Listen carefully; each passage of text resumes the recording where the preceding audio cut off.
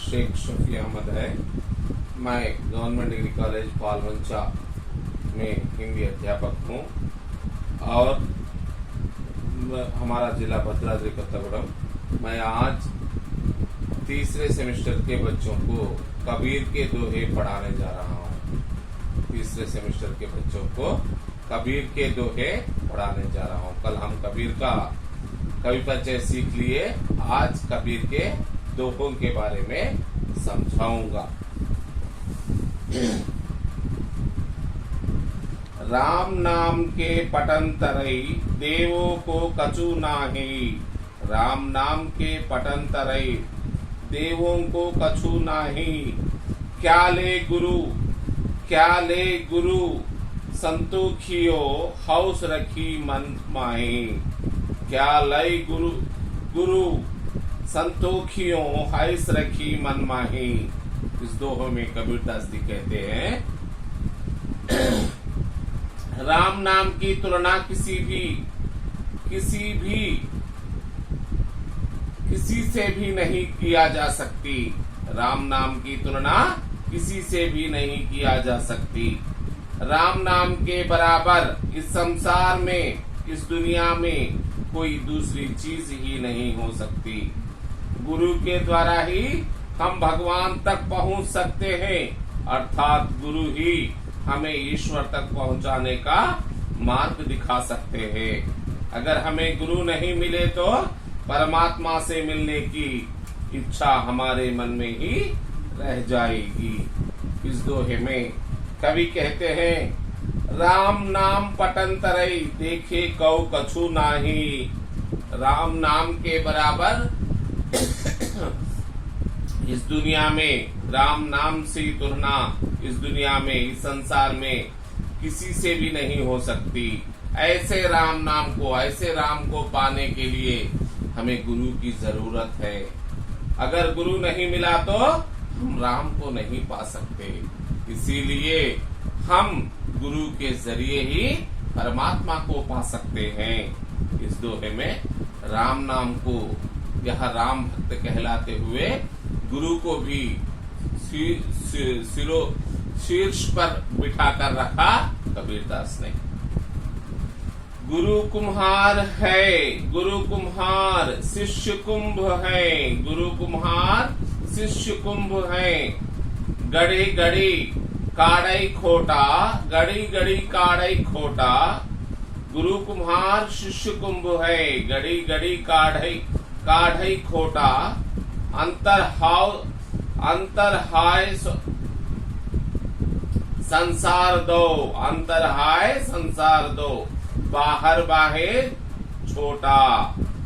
गुरु कुम्हार शिष्य कुंभ है, घड़ी घड़ी काढ़ई छोटा। अंतर झाओ सहार दो, बाहर बाहे छोटा। संसारी चीजों में सन्मार्ग की जो ओर प्रेरित करते हुए शिरोमणि कबीरदास जी कहते हैं, संसारी जीवों को, सारे प्राणियों को सन्मार्ग की ओर प्रेरित करते हुए शिरोमणि कविवर कबीरदास जी कहते हैं कि गुरु कुम्हार है। कुम्हार माने हंडी बनाने वाला। गुरु कुम्हार है और शिष्य मिट्टी के कच्चे घड़े के समान है। शिष्य मिट्टी है, गुरु कुम्हार है। जिस तरह कुम्हार बड़े घड़े को सुंदर बनाने के लिए अंदर हाथ डालकर बाहर से ताप मारता है, ठीक उसी तरह शिष्य को कठोर अनुशासन में रखकर अंदर से प्रेम भावना रखते हुए शिष्य की बुराइयों को दूर करके संसार के सामना का योग बनाता है गुरु। माने इसका अर्थ होता है, गुरु कुंभ है। गुरु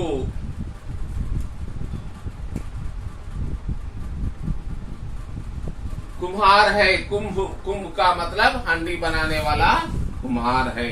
शिष्य मिट्टी की हंडी है, कच्ची मिट्टी की हंडी है। इसे बनाने के लिए गुरु जिस तरह का अपना नैपुण्य इसमें प्रदर्शित करता है, शिष्य को भी एक अच्छे शिष्य के रूप में, एक ज्ञानी के रूप में बदलने के लिए गुरु इस तरह से बहुत मेहनत करता है। मनुष्य जन्म दुर्लभ है, देह ना बरंबर। मनुष्य जन्म दुर्लभ है, देह ना बरंबर। तरुवर तौफल झाड़ी पड़ाओ, तरुवर तौफल झाड़ी पड़ाओ। बहुरी न लागे डार, बहुरी न लागे डार। मनुष्य जन्म दुर्लभ है, देह ना बरंबर। तरुवर तौफल झाड़ी बढ़ाओ, बहुरी न लगाए डार। गुरु इतना परोपकारी होता है कि कबीरदास जी कहते हैं, गुरु इतना परोपकारी होते हैं कि हम इस संसार में मनुष्य जन्म बड़ी मुश्किल से मिलता है। हमें इस संसार में मनुष्य जन्म बड़ी मुश्किल से मिलता है।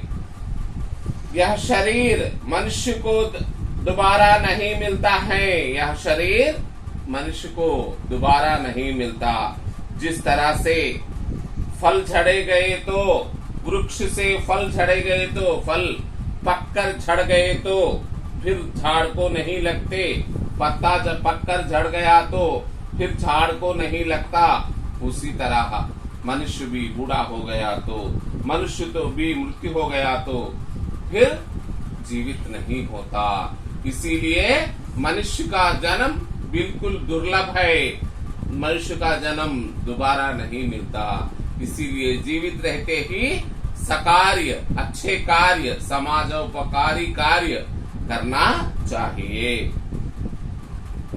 तीसरा दोहा में इस तरह से मानव के जन्म के बारे में बतलाया कबीरदास। चौथा दोहा, हेरत हेरत हे सखी, हेरत हेरत हे सखी। रहा कबीर हिराई, रहा कबीर हिराई। बूंद सामनी समुद्र मां, सोकत हीरा जाए। बूंद सामनी समुद्र मां, सोकत हेरी जाए। कबीरदास जी कहते हैं, हम भगवान में लीन हो जाने से, हम भगवान में लीन हो जाने से दूसरों को हम दिखते नहीं, सन्मार्ग में हम हो जाते हैं। जैसे पूरे भगवान के लक्षण हम में आ जाते हैं। हम संपूर्ण रूप से अगर भगवान में लीन हो जाए, जैसे एक लोटा भर पानी समुद्र में डाला गया तो वह पानी भी पूरी तरह समुद्र के पानी के तरह बदल जाता है। उसी तरह भगवान भी, उसी तरह भगवान में हम लीन हो गए तो भगवान के लक्षण हम में भी आ जाते हैं। इसीलिए भगवान की भक्ति में जियो हे मानव, भगवान की भक्ति में जियो, कहते हैं कबीरदास जी। पांचवा दोहा, काल करे सो आज कर, आज करे सो अब। काल करे सो आज कर, आज करे सो अब। पल में प्रलय हो जाएगा, बहुरी करेगे कब। कल करने वाला काम आज कर, आज करने वाला काम अभी कर। आने वाले पल में ही प्रलय आ जाएगा, फिर काम कौन करेगा। इसीलिए कबीर कहते हैं कि तुम निद्रावस्था में मत रहो, कभी भी जागे रहो। काम को बचाए मत रखो, किस दिन का काम उसी दिन पूरा करो। इसीलिए कबीर कहते हैं, काल करने का काम आज ही कर दो, आज करने का काम अभी कर दो, क्योंकि कौन से पल में प्रलय आ जाएगा हमको नहीं मालूम। इसीलिए हम काम में तत्पर रहना चाहिए, कार्य में तत्पर रहना चाहिए। कार्य सिद्धि में हम कभी भी जागरूक रहना चाहिए, कहते हैं कबीरदास जी। सुख के संगी स्वार्थी, दुख में रहते दूर। सुख के संगी स्वार्थी, दुख में रहते दूर। कहे कबीर परमार्थी, दुख सुख सदा हुजूर।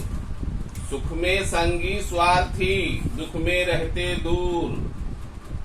जो साथी सुख में अपने साथ रहते हैं, जो साथी दुख में दूर हो जाते हैं, ऐसे साथी स्वार्थ भरे होते हैं। कबीरदास जी कहते हैं, लोग सुख में साथ रहते हैं और दुख में भाग जाते हैं, वे लोग स्वार्थी होते हैं। कबीर जी कहते हैं कि वही लोग हमारे हितैषी होते हैं या परम मित्र होते हैं, जो सुख और दुख दोनों में हमारा साथ निभाते हैं।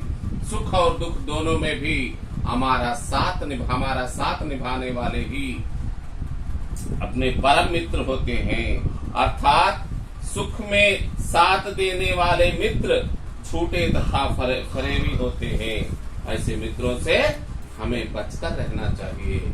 सुख दुख में समान रूप से हमारे साथ देने वाले साथी, सुख दुख में समान रूप से हमारे साथ रहने वाले साथी ही अपने सच्चे मित्र होते हैं। अपने परोक्ष में भी अपने लिए सोचने वाला ही सच्चा मित्र है।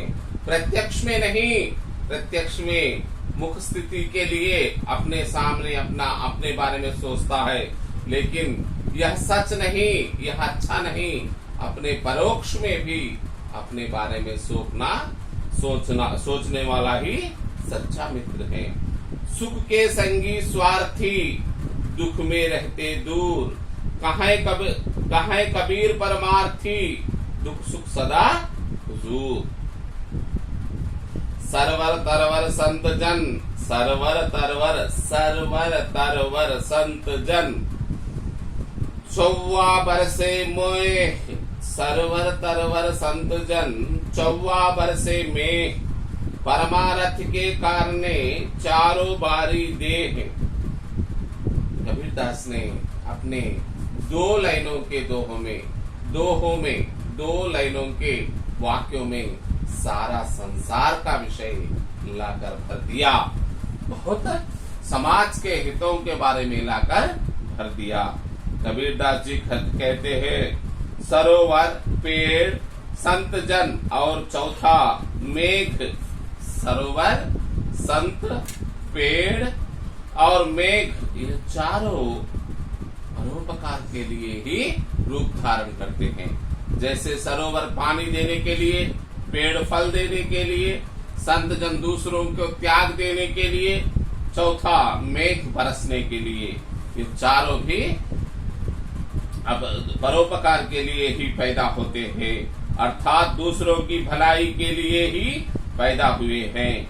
इनकी परोपकारिता किसी भी बराबरी नहीं कर सकती, अर्थात इन चारों ने दूसरों की भलाई करने के लिए ही जन्म लिया है। इनकी परोपकारिता को कोई भी भलाई करने वाला दूसरे कोई भी बराबर नहीं होते हैं इनकी परोपकारिता में। देखो, सरोवर, पेड़, संतजन और मेघ, यह चार परोपकार करने के लिए, दूसरों का उपकार करने के लिए, समाज का उद्धार करने के लिए ही अपना जन्म लिया है। 8वां दोहा। दुनिया कैसी बावरी, पाथर पूजन जाए। दुनिया कैसी बावरी, पाथर पूजन जाए। घर की चाकी कोई न पूजे, जिही का बीसा खाए। घर की चाकी कोई न पूजे, जिही का बीसन खाए। कबीरदास जी कहते हैं, दुनिया कितनी भोली है, कितनी पागल है। दुनिया कितनी पागल है, जहां भी पत्थर मिले उसे मूर्ति के रूप में पूजती रहती है, उसकी पूजा करती है, उसे पानी डालकर, हल्दी लगाकर, नारियल तोड़कर उसकी पूजा करती है। लेकिन घर में रहने वाला पत्थर,